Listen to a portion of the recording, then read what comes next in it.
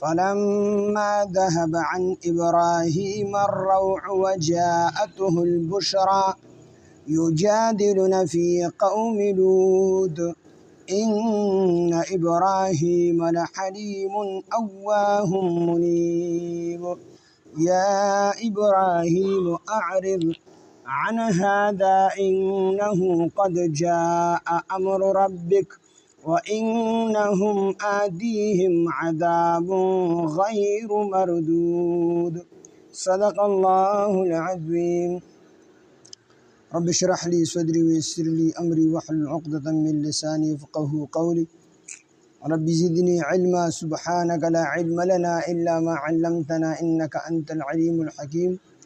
سورة هود دولسم سپارہ آیات نمبر 74. فلما ذهب عن إبراهيم الروع فلما ذهب پس هر کله چې لاړله عن ابراهیم د ابراهیم علیه السلام نه الروع یرا ابراهیم علیه السلام باندې خو یره وه چې دوی خوراک سکاک اونکو نو هغه سره یره پیدا شو چې دوی زما خوراک سکاک نه کوي نو شاید چې دا زما دشمنۍ دپاره راغلي وي ما ته د نقصان رسولو دپاره راغلي وي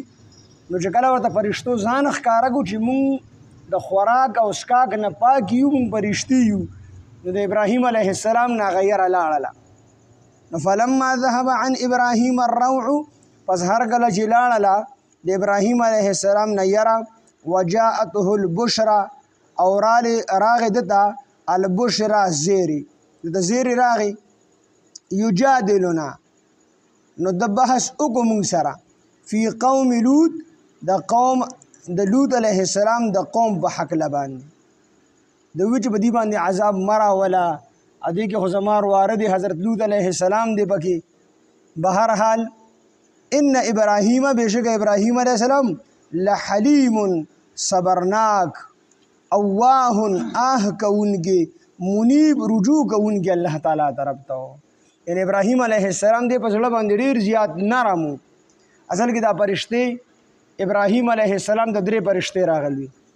جبريل علیه السلام میکائیل علیه السلام او اسرافیل علیه السلام دا درې فرشتي چې کله رالی ابراهیم علیه السلام ولا ملمستیا وکړله نو رالی ابراهیم علیه السلام ته زیر ورکو د اسحاق علیه السلام او د یعقوب علیه السلام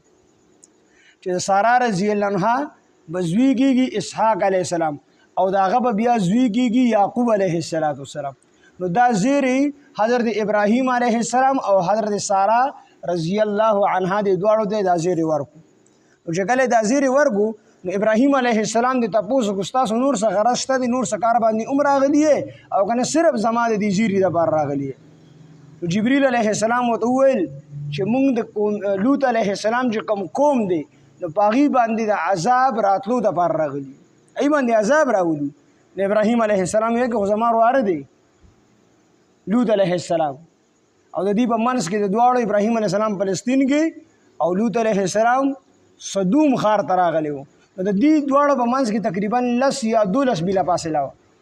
نو ده ورته چې زما واره دی هغه به څه کېږي دې باندې عذاب مراولې نو فرشتو ورته وي چې هغه به الله تعالی بچ کوي او د هغه چې کومه ښځه ده نو هغه به الله تعالی هلاک کړي هغه به الله تعالی بچ کوي نو د ډېرې خبرې ابراهیم علیه السلام د دې فرشتو سره وکړلې د فرشتو ورته آخري او نچوړي خبره دا وکړله چې دا الله تعالی فیصله کړې ده چې عذاب به په دې باندې راځي په دې به الله تعالی عذاب راولي نو ابراهیم علیه السلام یا ابراهیم اعرض عن هذا دا خبرې بس پرېږدوه الله تعالی د هغې په باره کې د عذاب فیصله کړې ده نو دا درې واړه فرشتې راړلې لوط علیه السلام د لوط علیه السلام په قوم کې چې کومه بیماري وه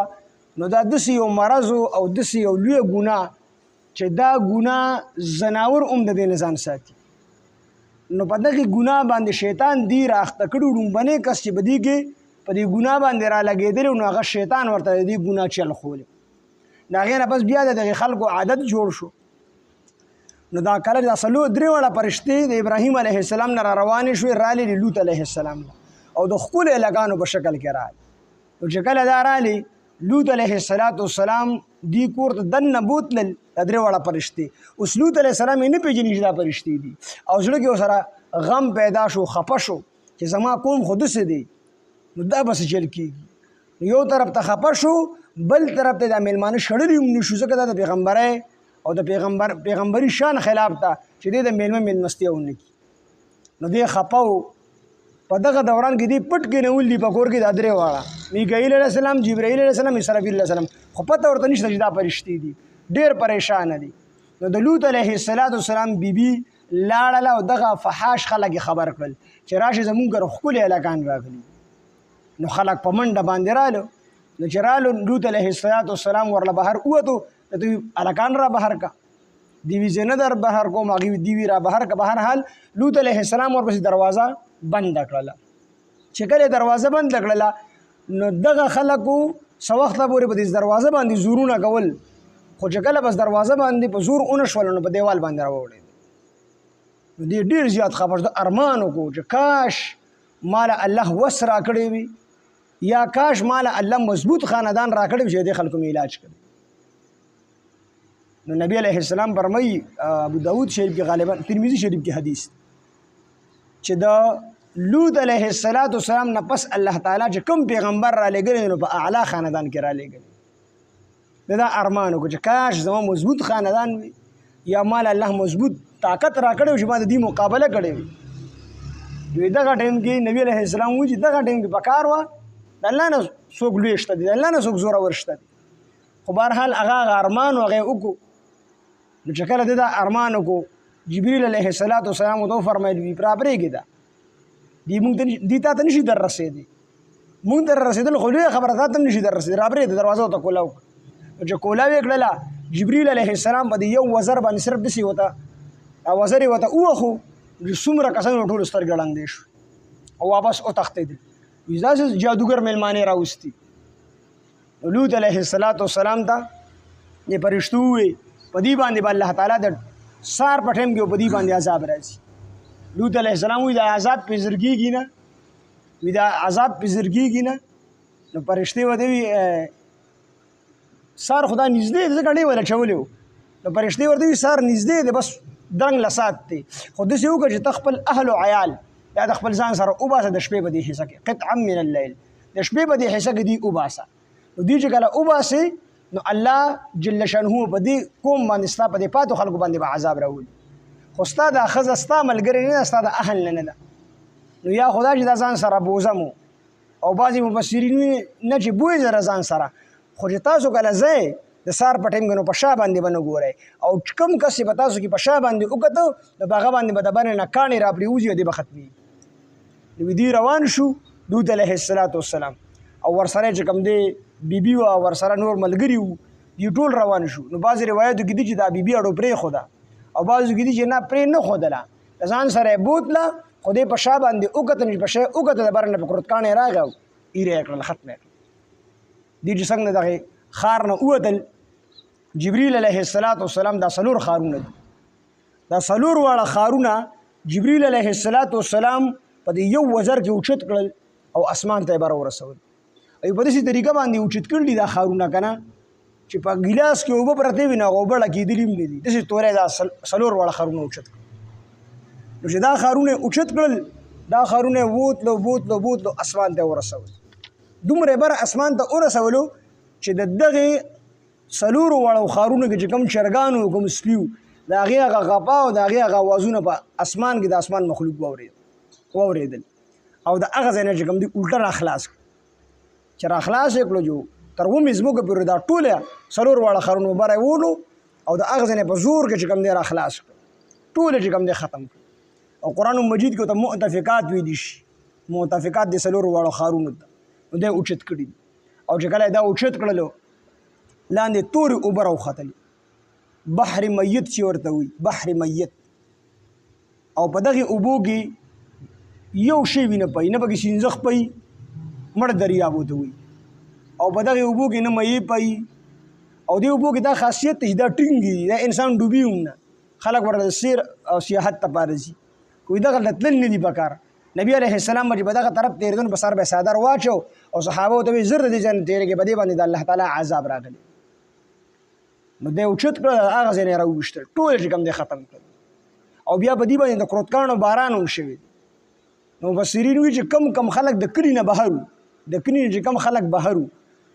او په دغه ټیم کې په کلي کې نو چې په کم ځای کې نو هلته کې به د کرتکانو باران شوي نو هلته کې الله تعالی تباه کړي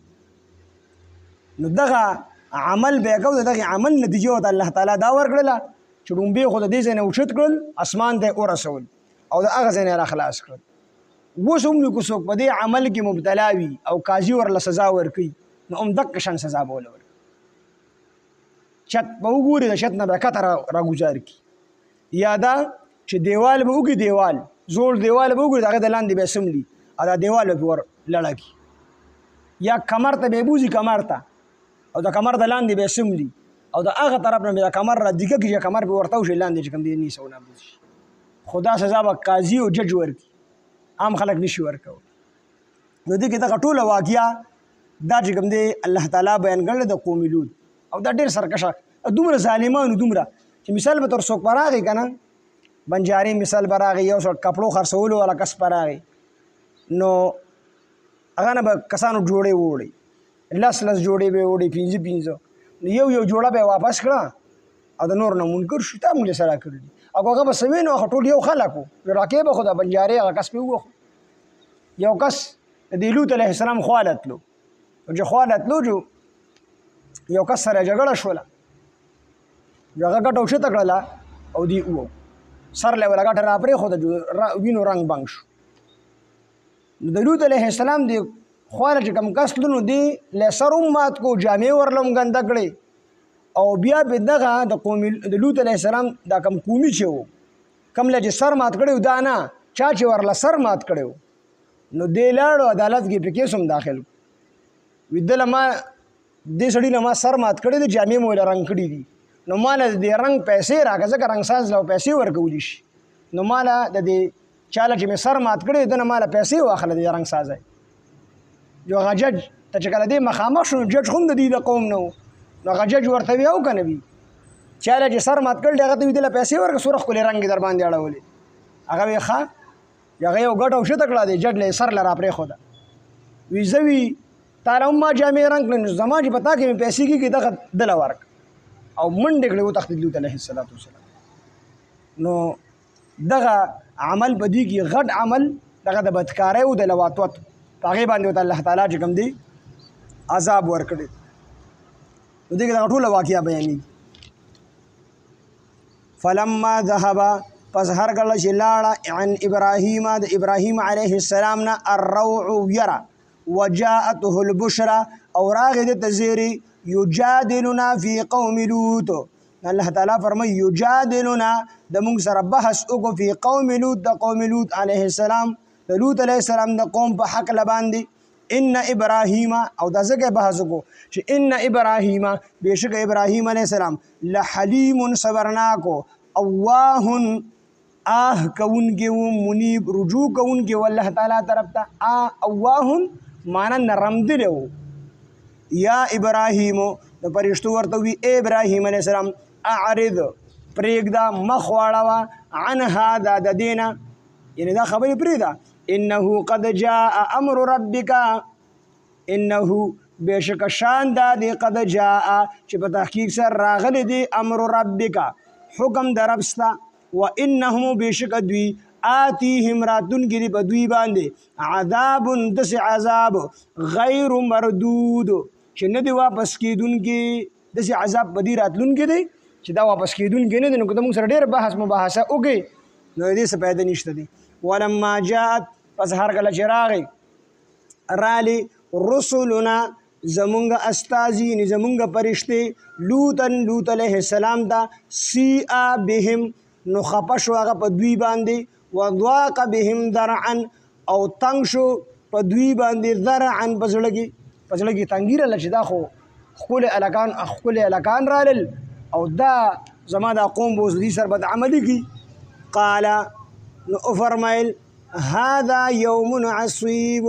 لوط علیه السلام وفرمایل وقال لوط علیه السلام وفرمایل هذا یوم عصیب دا ډېره سخته ورځ ده چې زه یوازې ما زما میلمانه دي او خلک راته ډېر دي وجاءه او رالل دته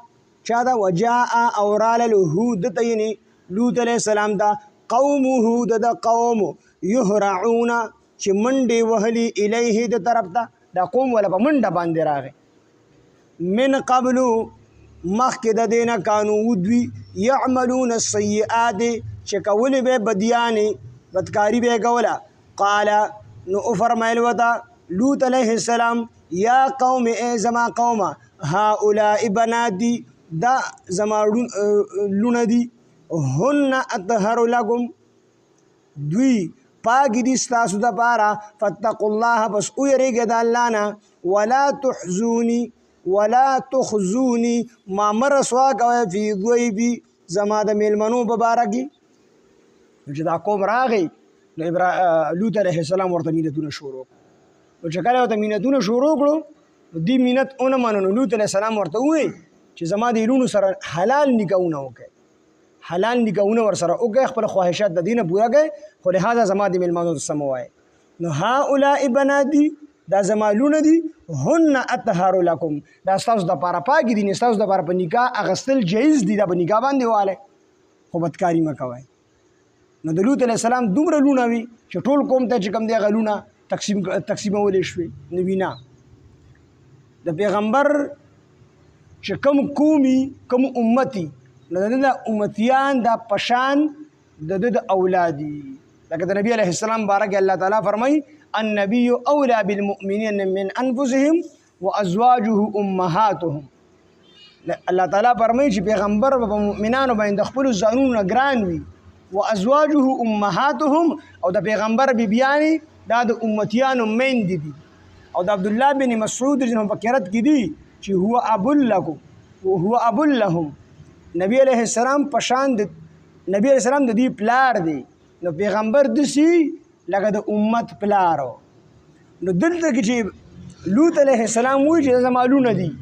نو د لوط علیه السلام چې کوم امت دی چې څومره زنانه وي دا ټول د لوط علیه السلام لونه کېدی نو مطلب یې دا و چې زما د دې قوم د جینکو سره حلال نکاحونه وکړئ خو دا بدکاري مه کوئ زما مه رسوا کوئ ځکه دا میلمانه مال راغلي دي نو دوی له بېعزتي کول دا زما بېعزتي ده او بعضې مفسرین وایي چې لوط علیه السلام خپله لونې د دې چې د قوم کم مشرانو نو خو په شمار څو کسانو که نه نو هغې ته یې ویل چې تاسو له زه خپلې لونه په نکاح درکړم نو دواړه روایتونه موجود دي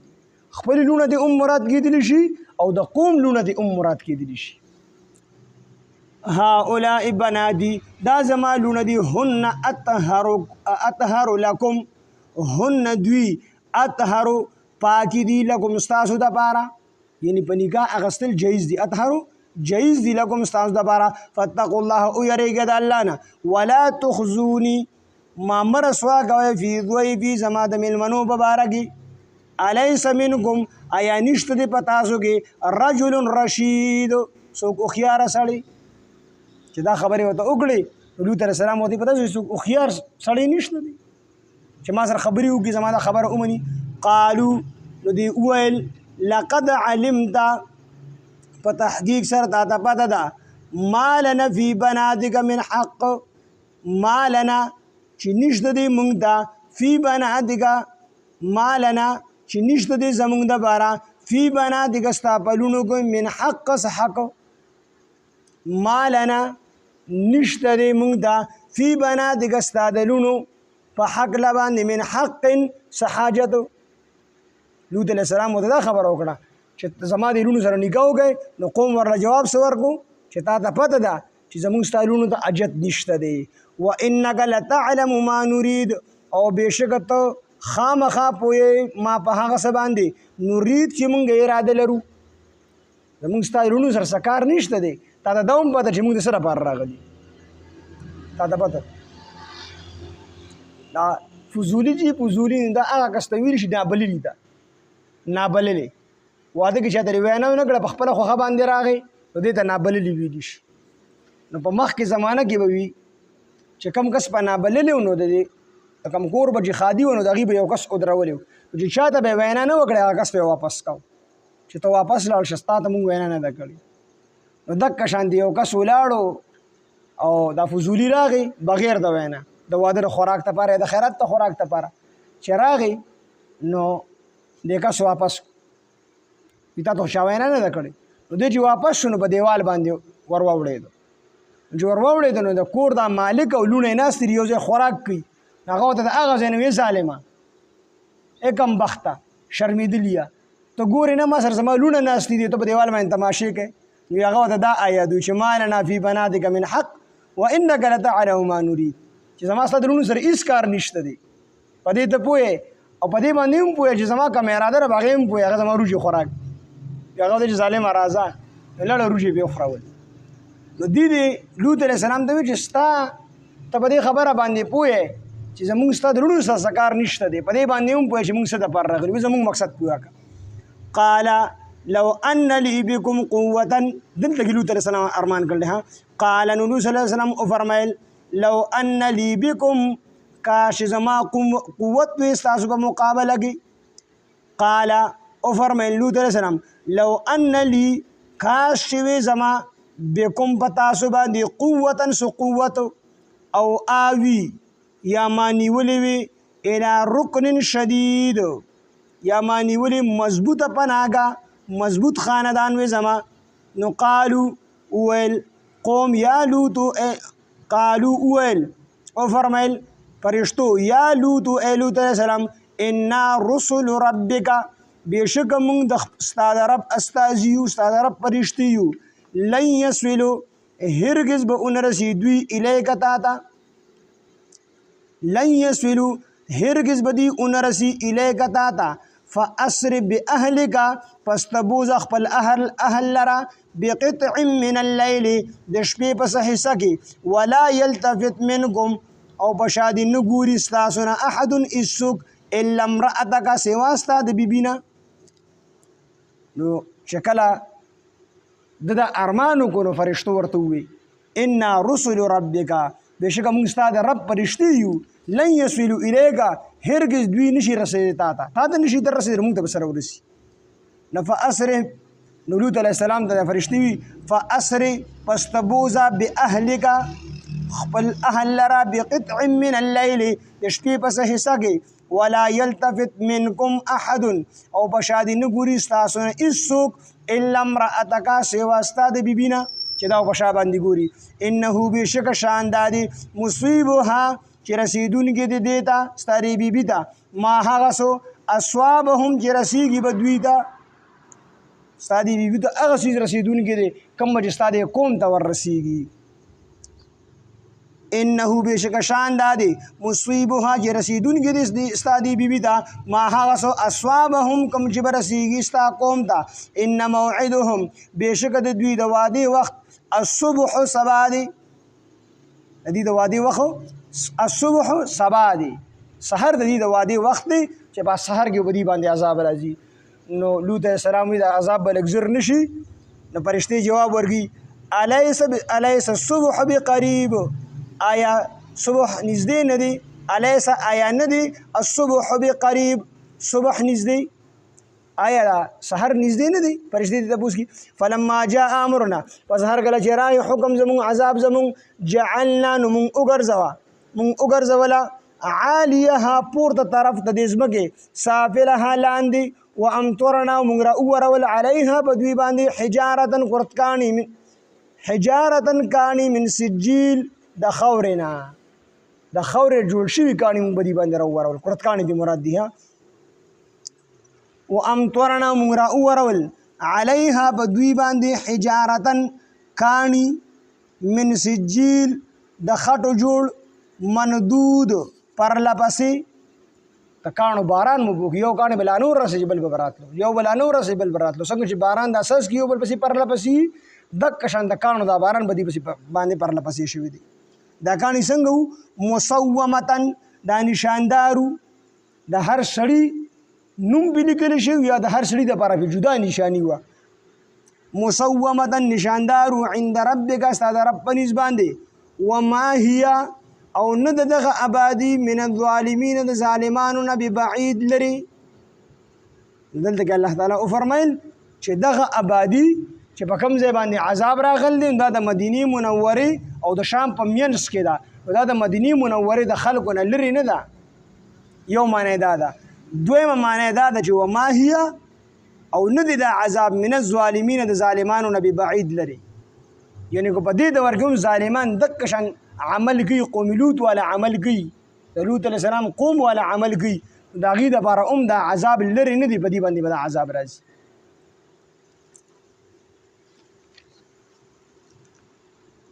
فلما ذهب پس هر کله چې لاړه عن ابراهیم الروع د ابراهیم علیه السلام نو یره وجاءته البشرا او راغې د زیری یجادلنا نو د بحث وکړو موږ سره فی قوم لوط د لوط علیه السلام د قوم په حق باندې ان ابراهیم بشک ابراهیم علیه السلام لحلیم صبرناک او اواه نرم دل او منیب رجوع کوونکی والله طرف ته یا ابراهیم پرشتو اول ابراهیم علیه السلام اعرض عن هذا پرېږده دا خبري انه بشک شان دادی قد جاء امر ربک په تحقیق سره راغلی دی حکم دربستا و انهم او بشک دوی آتیهم راتلونکي دی په دوی باندې عذاب دسې عذاب غیر مردود چې نه دی واپس کیدونکي. ولما جاءت پس هر کله چې رالی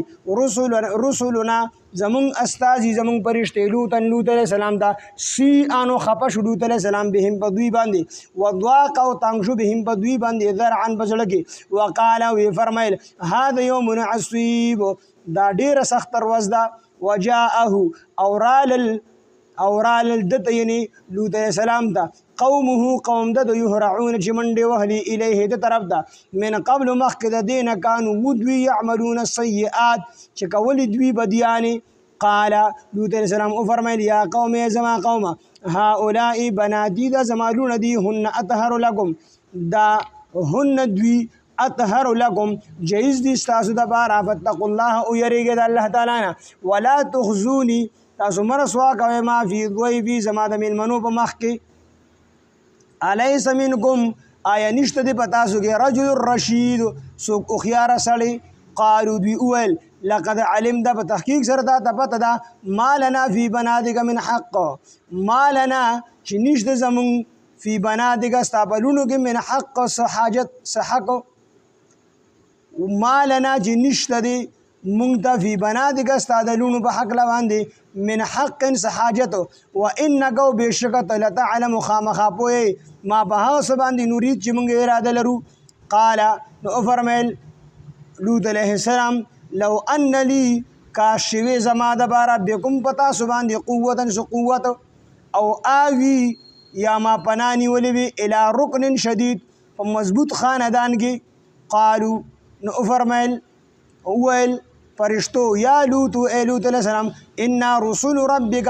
بشک مونږ ستا د رب فرشتي یو لن یصلوا هرگز به دوی ونرسي الیک تا طرف ته فاسر پس تبوزا باهلک خپل اهل لرا بقطع من الليل د شپې پس حصہ کې ولا یلتفت او بشاد نه ګوري منکم لتاسنا احد اسوک الا امراتک سوا ستا د بیبینا انه بشک هغه انه شا بشک شان دادی مصیبها چې رسیدونکي دي دې ته یعنې ستا دې بیبي ته ما هغه څه اصوابهم چې رسیږي به دوی ته یعنې ستا دې قوم ته ستا دې قوم ته به چې کوم عذاب رسیږي نو دکه به ستا دې بیبي ته رسیږي. ان موعدهم بېشکه د دوی د واده وخت الصبح سحر دی الیس الصبح بقریب آیا صبح نږدې نه دی. فلما جاء امرنا پس هر کله چې راغی زموږ عذاب جعلنا نو موږ وګرځوله عالیها پورته طرف د ځمکې سافلها لاندې طرف پورته طرف مولا لاندې طرف وګرځو او لاندې طرف مولا پورته طرف وګرځو. وامطرنا مونږ راورول علیها په دوی باندې حجارتن کانی من سجیل د خټې جوړ مندود پر لپسې مصومتن دا کانی نشاندارو عند ربک ستا د رب په نس باندې وما هي او نه دغه عبادي من الظالمین د ظالمانو نه ببعید سلري وما هي او نه د عذاب من الظالمین د ظالمانو نه ببعید سلري. سبحان الله بحمده سبحانك اللهم بحمدك نشهد ان لا اله الا انت نستغفرك ونتوب اليك.